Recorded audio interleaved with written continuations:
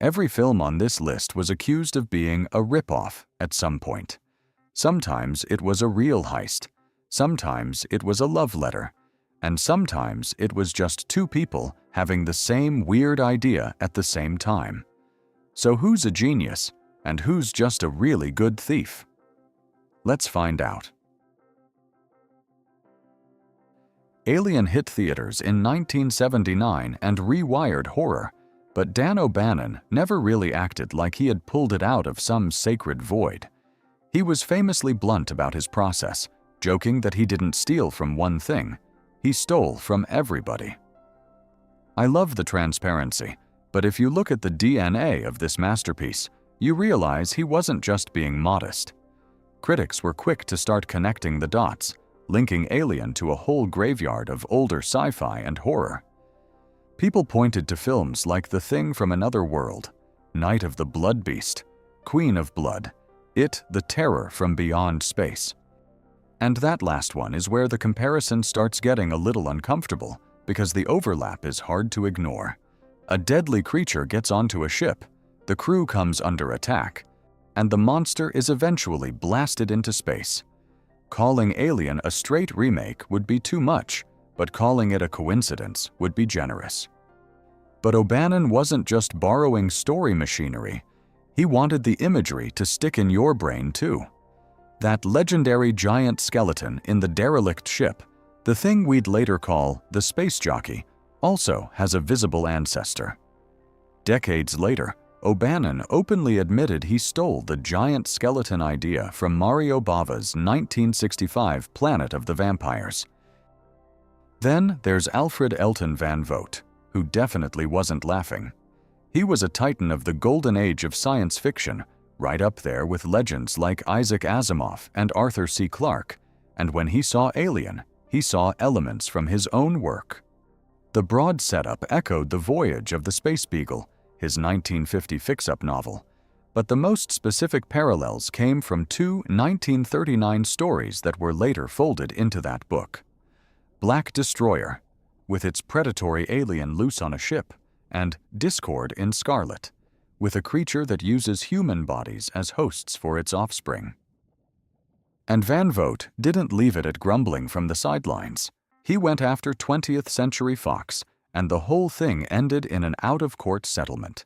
No one knows what the deal was, but the studio clearly decided it was easier to settle quietly than drag the fight any further.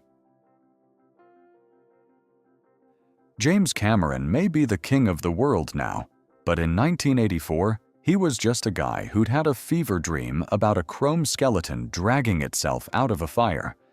That dream became The Terminator, a movie so lean and effective, it basically redefined modern sci-fi. But while audiences were losing their minds over Arnold's deadpan delivery, legendary writer Harlan Ellison was sitting in a theater getting increasingly annoyed. To Ellison, this wasn't just a cool movie. It looked a little too much like his own work. He'd written for the 1960s series The Outer Limits, and he was convinced Cameron had been borrowing from it, especially the episode Soldier, with its future warrior thrown into another time. Demon with a Glass Hand also got pulled into the conversation, though Ellison later made it clear that Soldier was the one he really thought the Terminator had ripped off. Now, if you ask a hardcore fan, they'll tell you Ellison sued Cameron and won. It's a great story, but reality was different. No lawsuit had actually been filed before an agreement was reached. Instead, Orion settled.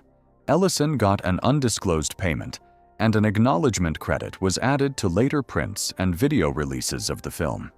Cameron was, to put it mildly, not thrilled. He later described the whole thing as a nuisance suit, and made it clear he thought the companies should have fought instead of settling. Since we're already talking about James Cameron, we might as well talk about the time he became the biggest target in Hollywood. When Avatar hit theaters in 2009, it didn't just smash the box office, it also triggered an instant wave of "seen this before" reactions. Within days, people were calling it Pocahontas in space, Dances with Wolves with blue aliens, or Fern Gully with a billion-dollar effects budget. Cameron's defense was basically that this wasn't theft, it was myth-making. One of those old story skeletons Hollywood keeps dressing up in new clothes. But when you make the highest-grossing movie in the world, archetypes tend to attract lawyers. The most prominent case came from Elijah Schreiban, a writer who claimed Avatar lifted from bats and butterflies, a work he had developed as both a book and a screenplay. Schreiban argued that Cameron had borrowed a whole cluster of elements, including a physically weak protagonist, treetop homes, sacred trees, and a plot turn where the bad guys attack the good guys. The court wasn't impressed. A judge ruled that Avatar and bats and butterflies were not substantially similar in their protected elements and dismissed the case with prejudice. The Ninth Circuit later affirmed, saying any overlap came down to broad, unprotectable ideas rather than protected expression. Alejandro Jodorowsky is one of those people who makes the word artist feel too small. He's been a director, writer, actor, producer, and, just to make things even less fair, a major comics creator too. One of his most famous works is the Incal, the sprawling sci-fi saga he created with Jean Giraud, better known as Mobius. So when The Fifth Element arrived in 1997 with its wild space opera chaos, bizarre aliens, and comic book futurism, Jodorowsky and Mobius didn't exactly see a happy coincidence. They saw something a little too familiar. After the film came out, they sued Luc Besson, arguing that The Fifth Element had plagiarized the Incal, and the money they wanted was not subtle. They asked for 9 million euros in damages, another 13.1 million euros for unfair competition and parasitism, plus 2% to 5% of the film's net operating revenue. Jodorowsky separately wanted 700,000 euros. In 2004, the court threw the case out, ruling that The Fifth Element had used only tiny fragments of the Incal. Oh, and one tiny, almost insignificant detail. Jean Giraud had also worked with Besson, creating concept art for The Fifth Element. By 2012, we already had a Dredd movie, the 90s version with Sylvester Stallone.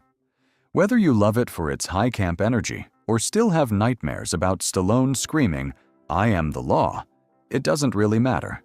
Because when the reboot arrived, the heat didn't come from the past, it came from halfway across the world.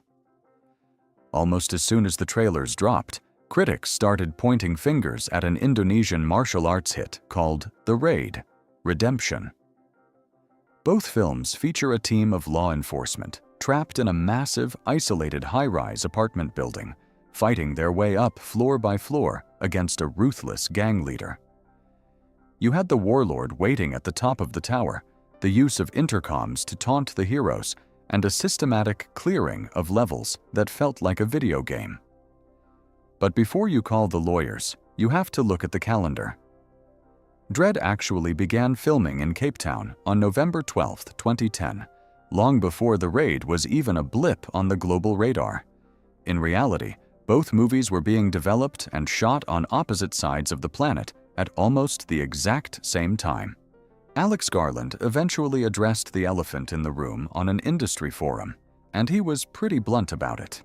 He stated clearly that he didn't believe The Raid ripped off Dredd, and he knew Dredd didn't rip off The Raid, simply because the timing doesn't allow for it. So sometimes, great minds really do think alike. E.T. is usually remembered as one of the purest miracles in family sci-fi. For Satyajit Ray, it looked a lot more familiar. Back in 1967, the great Indian director had written an unmade script called The Alien, also built around a friendly visitor from another world and the emotional bond it forms with a boy on Earth.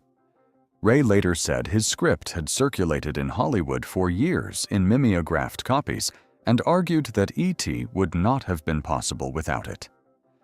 Spielberg denied that completely. His response was simple and sharp.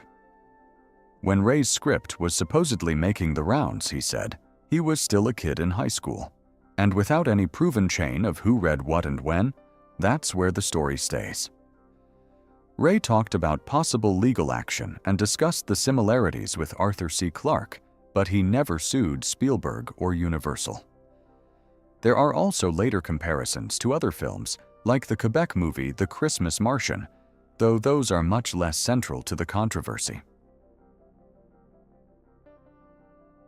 Inception is often hailed as a pinnacle of original sci-fi, but if you're a fan of anime or a Disney comic, you might disagree.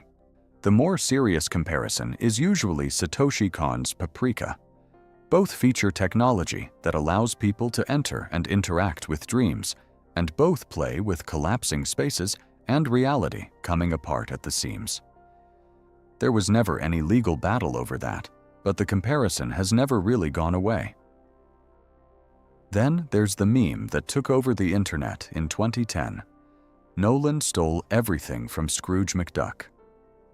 In the Disney comic The Dream of a Lifetime, characters use a machine to enter a dream and steal a secret, and people were quick to point out the overlap, including the idea of falling to wake up. Even the Los Angeles Times picked up the Scrooge McDuck accusation, very much as a joke. When the Wachowskis were pitching The Matrix to producers, they didn't just walk in with a script. They reportedly brought a copy of the 1995 anime Ghost in the Shell and said, "We want to do that for real." But while the creators were open about their love for anime and kung fu cinema, other people started noticing influences that were a lot less celebrated. The most glaring shadow over the franchise comes from the comic book world, specifically Grant Morrison's The Invisibles. Morrison has publicly claimed that the film's design staff were literally given collections of his comic as reference material, and that images were lifted, frame for frame. The parallels are hard to unsee. A ragtag group of rebels who know reality is an illusion, a messiah figure with reality-bending powers, and a mentor figure who seemingly never takes off his dark, round glasses. Morrison never filed a lawsuit, but the cultural consensus is that the film is a brilliant collage of these nerdy influences. However, where Morrison saw an artistic heist, others saw a legal payday. Sophia Stewart was a writer and paralegal who claimed she had created the original story that later became both The Matrix and The Terminator. But when the case hit the courtroom in 2005, the judge wasn't impressed, granting a summary judgment in favor of the studio because Stewart couldn't prove the Wachowskis ever had access to her work. The sequels didn't escape the drama either. Thomas Althouse claimed they stole his script, but in 2014, a court once again shut it down with a summary judgment, finding zero factual basis for the claim. So that was the last film on the list. As always, I'll be waiting in the comments, and thanks for watching.